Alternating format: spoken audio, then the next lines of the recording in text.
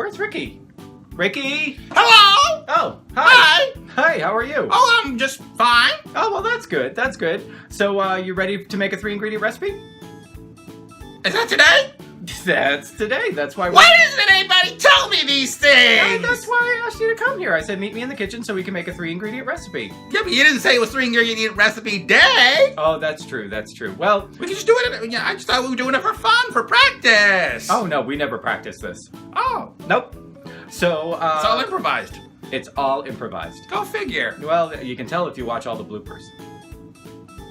There's more than one of that character?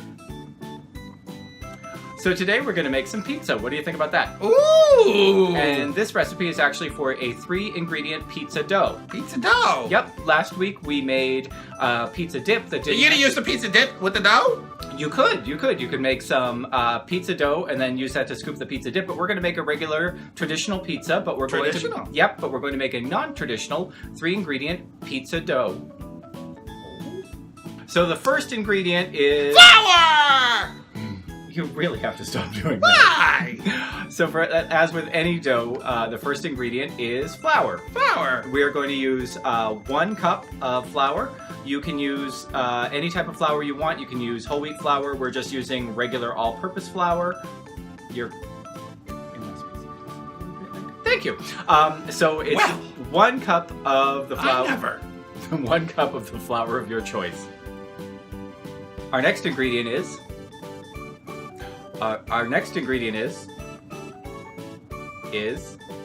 am not going to do it until you apologize. Oh, I'm so sorry.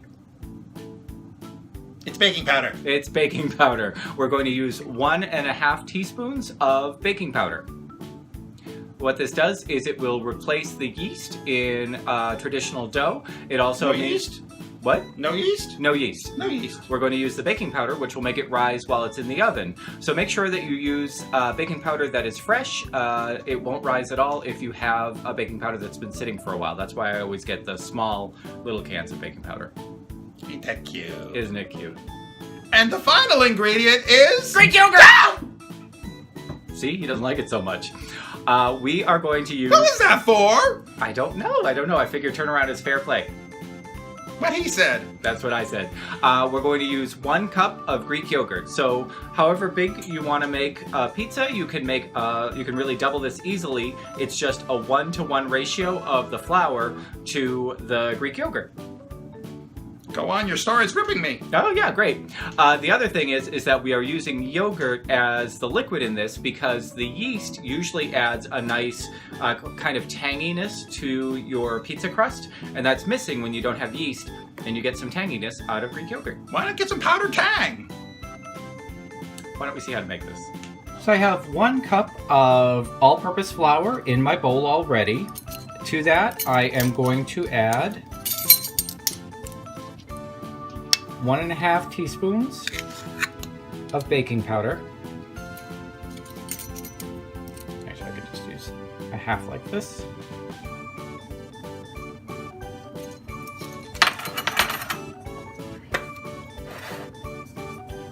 I'm going to just sift this together roughly. It'll all come together when we mix the whole thing together, but I like to get my dry ingredients mixed together pretty well first. And now I'm just going to add 1 cup of plain Greek yogurt. Now I'm just going to mix this together until a dough starts to form, and then I'll start mixing it with my hands.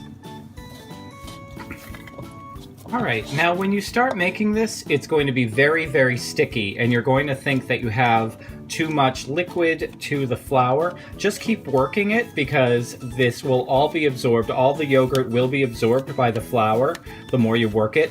Plus, you can add more flour to your work surface as we are kneading this out. So don't make it a very tough dough by adding too much flour at this point. This is a nice ball of pizza dough, so now we're going to flour our counter and start kneading this for a few minutes. My ball of dough is on my floured countertop. I have plenty of flour around this so that it won't stick. And now you want to knead it for a good 3 to 5 minutes. You really want this to become very elastic, like a good pizza dough. And that requires some real elbow grease. All right, so I have this all rolled out. It's nice and thin, and I've just transferred this to a sheet pan. You can put this onto a pizza stone if that works a little bit better for you, whatever surface you normally make a pizza on. This is a little bit less than round because the sheet pan's a little bit wider than it is long, so I'm just making it more of a rectangle. And now I'm just going to add my sauce and cheese and whatever toppings you want to make a pizza.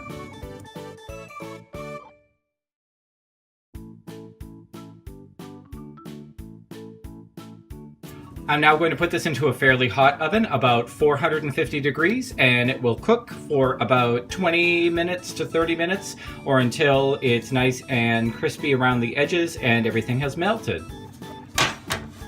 All right, so this is right out of the oven. It's nice and brown and crispy on top, which is the way that I like it. You might want your cheese a little bit less cooked, but that's fine, whichever way you like it. So we are going to cut this up and see how it tastes. Oh, ow, ow, ow, ow, ow, ow, ow. It's a little hot. Yeah. Yeah. Why didn't you warn me? You know. So this crust is... You big old meaty? So this crust is really quite easy to make. If you see, it comes out nice and thin, but there's definitely some pockets of air, like in a regular pizza crust. Are you hungry? No, I'm just following the pizza. Oh, okay. The tanginess of the Greek yogurt will add a little bit of tang to the crust, so when you get to the end, after you've burned the roof of your mouth, you will have a nice... It doesn't taste exactly like traditional pizza crust, but it tastes very close. And for the amount... It's still piping hot! It is still piping hot, which is the best way to eat pizza. And it's definitely something, if you don't have the time to make a regular pizza crust where you have to let it rise and let it sit and then, you know, stretch it out and everything, this is really a great substitute. Okay. You want pizza? Yeah. Okay. So, Ricky, what can people do if they like this video? They can comment down below. That's right, comment down below with a recipe that you would like us to try. Or you can share with your friends. You can share with your friends, share it on social media. It's very helpful to us. Or watch our other shows. That's right. We have a number of different shows on here, including Sullivan Spaniel and George, and I talk about long hair on Tuesdays. And also, if you'd like to, just hit the subscribe button down below, and you'll be informed when we have a new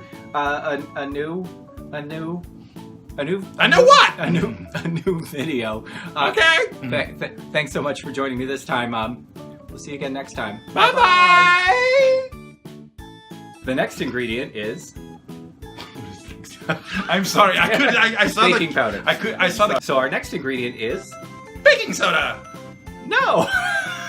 Baking powder. Okay, one more time.